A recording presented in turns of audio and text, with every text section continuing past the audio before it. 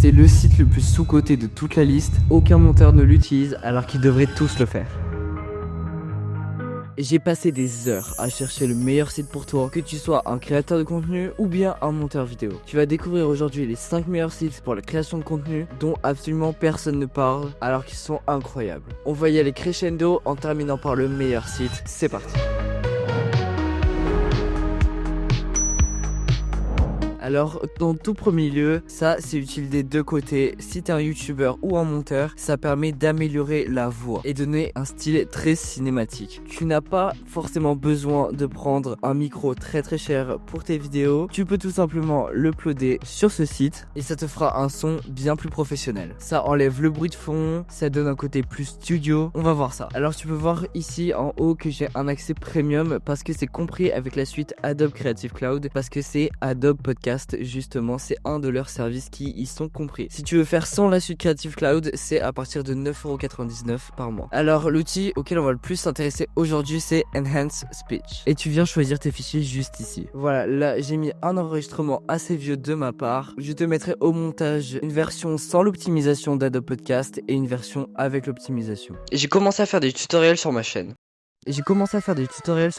Ça marche également avec des vidéos et tu peux en uploader plusieurs, mais ça c'est parfois premium. L'optimisation peut prendre pas mal de temps, c'est pour ça que je te recommande en particulier d'uploader plutôt des audios que des vidéos, parce que sinon ce sera encore plus long à exporter et également à retélécharger une fois que l'optimisation de parole sera faite. Voilà, ça c'est un épisode de podcast que tu pourras trouver en haut dans le petit i, et tu peux choisir de 0 à 100 la puissance et également est-ce que tu mets un peu du bruit de fond ou vraiment rien du tout. Et Adobe Podcast, c'est plutôt fait pour les podcasts justement, mais en fait tu peux très bien l'utiliser pour n'importe quelle vidéo et ça ils en ont conscience. Et enfin il y a la version studio. Là par exemple j'avais uploadé l'épisode de mon podcast sur le perfectionnisme et en fait ça crée une très bonne transcription, très peu d'erreurs, mais ça permet par exemple de l'exporter avec un audiogramme ici et c'est ce que j'utilise par exemple pour mes podcasts. Le deuxième site qu'on va voir ensemble, c'est Jitter. Ça permet de faire du motion design très professionnel avec des assets qui sont déjà créés, avec plein de templates. Par exemple, là, si t'es un monteur, tu peux faire des showreels.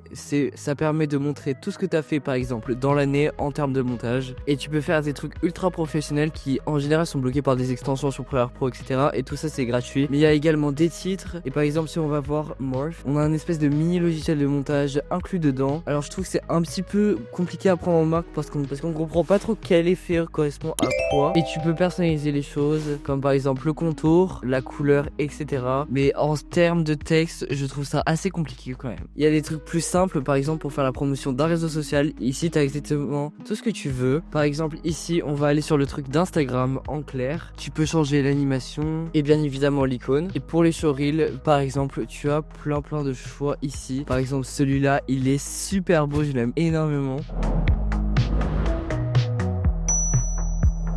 Le troisième site, c'est un outil un peu tout en un pour retrouver des photos, des vidéos, des sound effects, des musiques, il y a tout et ça c'est totalement gratuit. Et donc c'est Pixabay, les images sont assez diversifiées et surtout c'est gratuit. Pas besoin de payer une banque d'images, tu as par exemple ce style d'image totalement gratuitement. Même si par exemple là si je tape monteur vidéo, on a un choix très restrictif, en fait il y a plein de trucs. Sauf que ça n'a rien à voir, moi en monteur vidéo je m'attendais plutôt à ça, mais c'est très pauvre en contenu. Mais bon, ça peut dépanner et surtout t'as des musiques, des vidéos, des photos, même des effets sonores, mais pour les sound effects, on va voir ça dans le site suivant.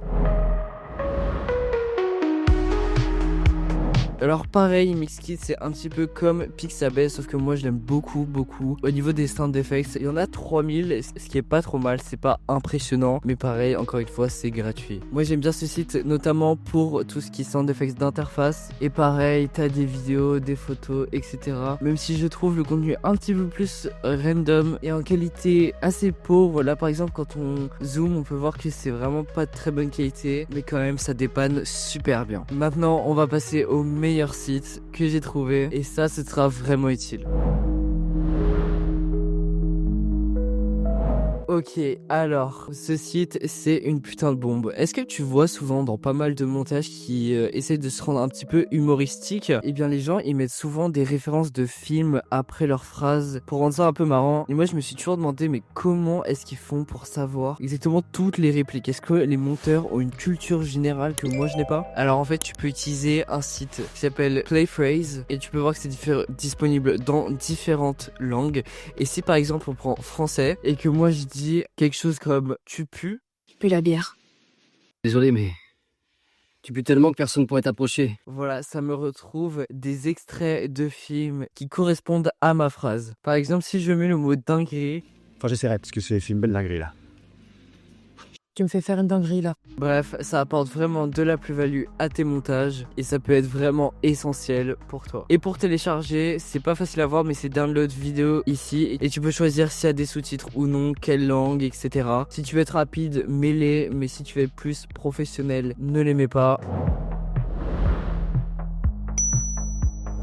Et enfin, un site que je te recommande, ça permet d'estimer le prix de tes montages. Moi, un problème que j'avais, c'est que je savais jamais comment facturer. Et au fur et à mesure, j'ai appris. Mais en fait, ça fait perdre beaucoup de temps. Et c'est beaucoup de temps où tu fais même pas de montage, juste essaye de bien estimer pour tes clients. Donc ce que j'ai fait, c'est que j'ai créé un estimateur tout en un qui permet à ce que tu mettes juste tes informations. Par exemple, la durée des rushs en minutes, la durée de la vidéo finale, la difficulté de 1 à 10, avec des petites vidéos pour t'aider. Et ces vidéos, ça fait partie d'un pack de rush de youtubeurs que je te mets gratuitement en description et même les deadlines. Voilà, là on a notre prix estimé et si t'as Gold, tu peux même avoir le temps estimé juste là. Et enfin, tu peux également générer un certificat de prix. Là par exemple, je vais mettre mon nom et mon logo. Tu peux appuyer sur continuer et hop là, ça y est, mon nom et mon logo se sont mis sur un certificat qui prouve l'authenticité et le sérieux du prix et ça marche comme une certification que tu peux envoyer à tes clients. Tu peux y aller via cette URL. Merci d'avoir regardé cette vidéo. N'hésite pas à rejoindre mon serveur Discord. On est de plus en plus. Ça devient une réelle communauté entre les monteurs et les youtubeurs. Tu vas pouvoir trouver tes premiers clients grâce à ça. Et je te laisse juste ici une playlist avec toutes mes ressources et tous les sites que je recommande pour tes montages. Allez, je t'attends là-bas et n'hésite pas à t'abonner.